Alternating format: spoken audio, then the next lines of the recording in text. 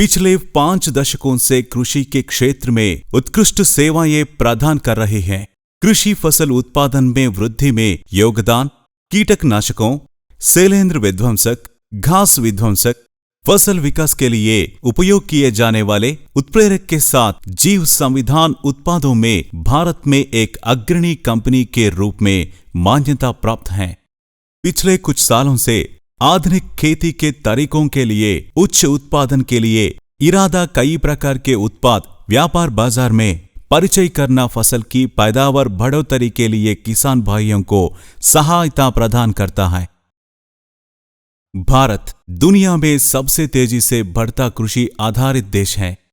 पिछले कुछ वर्षों से हमारी कृषि नीति में आधुनिक टेक्निक लाए गई भोजन के उत्पादन में हम आत्मनिर्भरता की दिशा में कदम उठा रहे हैं।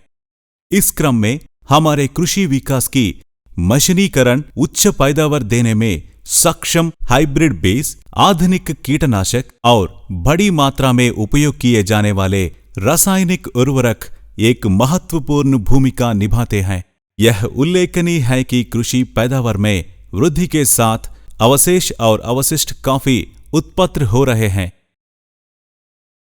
इन फसल अवशिष्टों और अवशेषों के अनुचित स्वामित्व से मृदा और मृदा स्वास्थ्य संतुलन की कमी होती है। इसके अलावा आवश्यक खुराक से अधिक रासायनिक उर्वरकों का उपयोग कम करने के लिए जैविक उर्वरकों का उपयोग, फसल के तुरंत बाद गौर फसल रोटेशन और खेती भी मिट्टी और स्वास्थ्य के बिगड़।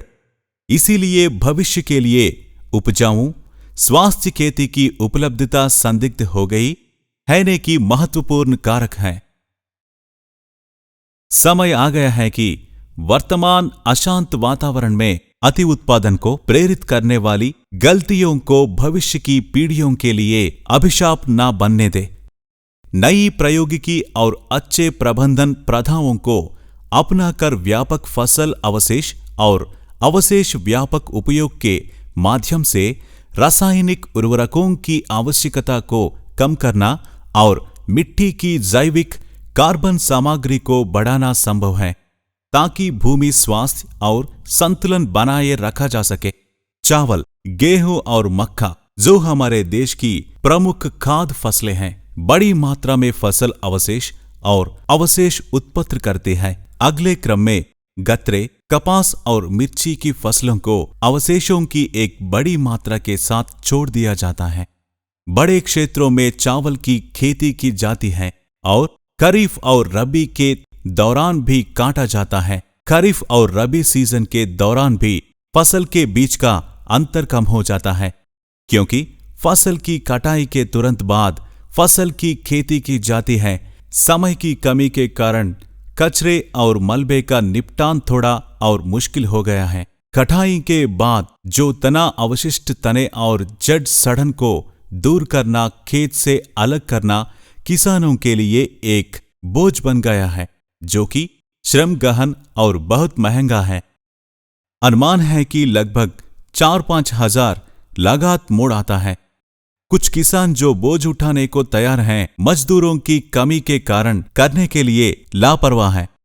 चावल की फसल के मामले में अधिक महत्वपूर्ण बात यह है कि नम मिट्टी के कारण फसल के बीच का अंतर कम है।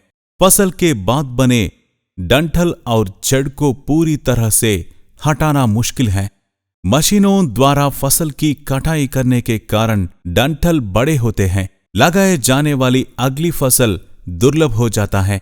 अवशेषों के कारण अधिशेष अवशेषों और कचरे को जलाना किसानों के लिए सबसे आसान उपाय यह हो रहा है, परंतु फसल अवशेषों के विसंगित से होने वाले नुकसान का पूरी तरह से आकलन किए बिना जलाए जाने का एक आसान तरीका चुनने से होने वाले नुकसान की सीमा का विवरण विस्तार से चलो पता करते हैं।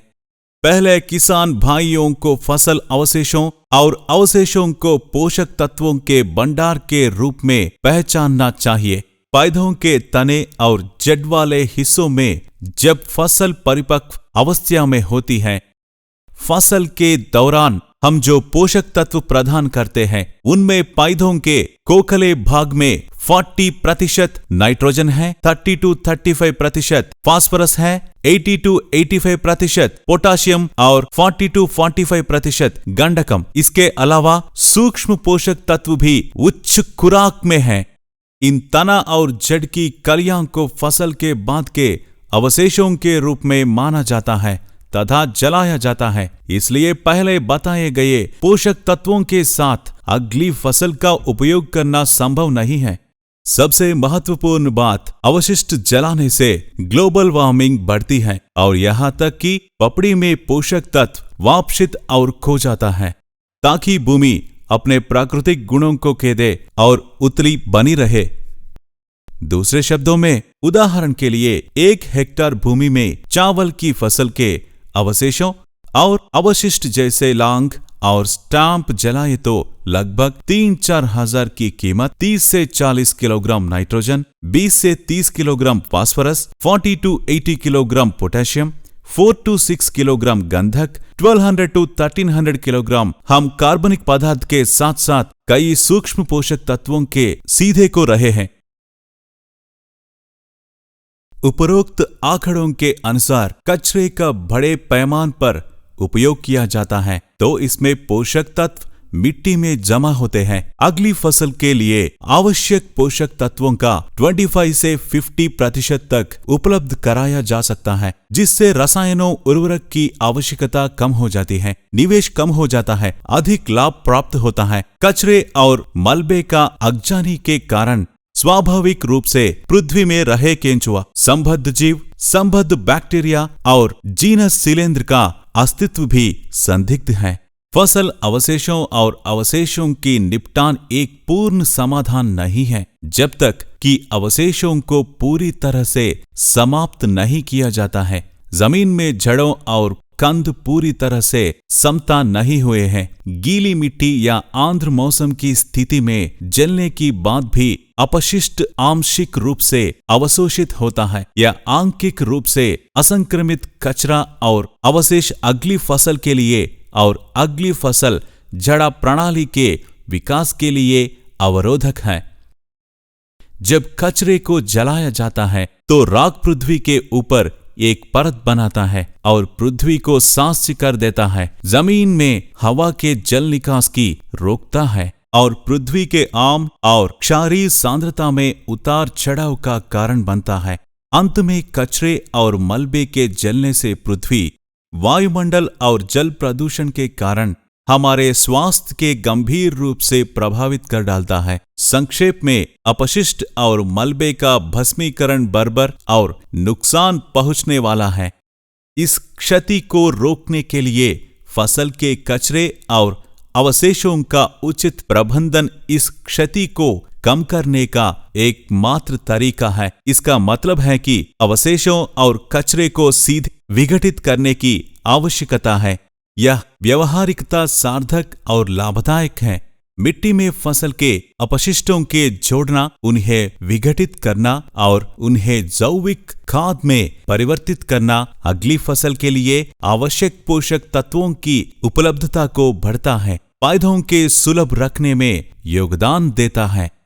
जैसे जैसे मिट्टी में कार्बन का प्रतिशत बढ़ता है, पृथ्वी के प्राकृतिक सहयोगी विकसित होते हैं और केंचुआ पृथक्करण प्रणाली में तेजी आता है। जब कचरे और अवशेषों के खेती से मिट्टी में मिलता जाता है तो आमतौर और विघटित करना प्रक्रिया में 150 से 200 दिन लगते हैं।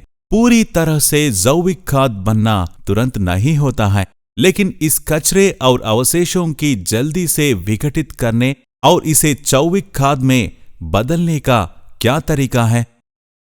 पूरी तरह से इन परिणामों और स्थितियों का अध्ययन करें और कचरे को शोध में बदल दे। भूमि, जल और वायु प्रदूषण को बदलने के लिए जैविक अद्वितीय प्रधान प्रोपेल को ट्रॉपिकल एग्रो सिस्टम नवीनतम तकनीक के माध्यम से विकसित किया जाता है।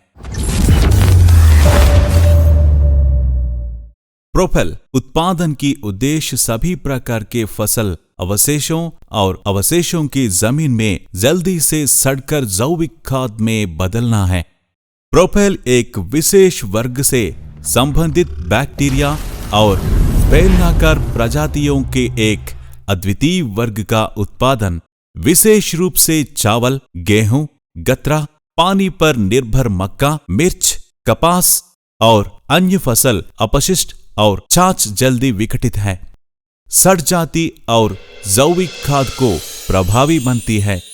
प्रोपेल उपयोग की विधि। प्रोपेल को फसल के मौसम की समाप्ति के बाद एक बार भूमि की थोड़ा सा खोदी की जाती है या अगली फसल की शुरुआत से पहले एक बार भूमि को जल देने के बाद खोदी जाती है। 2 kg प्रोपेल 1 प्रति एकड़ उपयुक्त बालू या मवेशी खाद में 1 एकड़ क्षेत्र में रेत या पशुदान खाद खरपतवार करके एक मोड में बिखराव करना चाहिए, या 2 किलोग्राम प्रोपेल 1 एकड़ क्षेत्र पर अवशेषों पर पूरी तरह से स्प्रे करने के लिए पानी में खरपतवार कर इस्तेमाल किया जाना चाहिए। प्रोपेल छिड़काव या छिड़काव के बाद भूमिगत फसल अवशेष प्रोपेलर की थोड़ी मात्रा के साथ मिश्रण करने के लिए मिट्टी के गीला करना चाहिए। प्रोपेल काम किस प्रकार करता है? प्रोपेल उपयोग के 48 घंटे के भीतर प्रोपेल फसल के पत्तों और अवशेषों पर कब्जा कर लेती है। विघटन प्रक्रिया शुरू होती है। इसके संकेत 72 घंटे पर प्रोपेल उपयोग किया गया जमीन से सड़े हुए गंध देख सकता है। विघटन की प्रक्रिया अगले 2 to 5 दिनों की अवधि के भीतर पूरी हो जाती है और ताकि पृथ्वी को सीप हुए देखा जा सके, अवशिष्ट जैविक खादों में बदलना शुरू हो जाता है तथा कार्बन का प्रतिशत बढ़ने से फसल के तेजी से विकास में योगदान होता है। प्रोपेल उपयोग के कारण उपयोग करता है। फसल अवशेषों और अवशेषों की पूरी तरह से विघटित करके उन्हें जैविक खाद में परिवर्तित कर देता है। प्रोपेलर का उपयोग जमीन को सीप होता है, फसल के विकास में योगदान देता है। प्रोफाइलिंग के तुरंत बाद बोवाई रोपण की जा सकती है। प्रोपेल के उपयोग से फसलों को माइक्रो और सूक्ष्म पोषक तत्वों की उपलब्धता बढ़ जाती है। प्रोपेल का उपयोग रूट सिस्टम को स्थिर करता है और फसल के विकास को उत्तेजित करता है। प्रोपेल का उपयोग से रोपण की निर्माण में हटाने के दौरान जेट प्रणाली को नुकसान को कम करता है। प्रोपेल उपयोग के कारण रोपण के लिए खेती को आवश्यक सरल बनता है। कृषि में प्रयुक्त मशीनरी के प्रदर्शन में सुधार के लिए प्रोपेल का उपयोग जारी है। प्रोपेल उपयोग से फसल के बीच के अंतर को कम कर सकता है। प्रोपेल उपयोग खरपतवार की समस्या की गंभीरता को कम करता है। प्रोपेल जैविक उत्पाद होने से पृथ्वी की स्वास्थ्य और निर्वाह संतुलन बना रहता है। प्रोपेल पृथ्वी के आम्ल और क्षारीय सांद्रता को स्थिर करता है।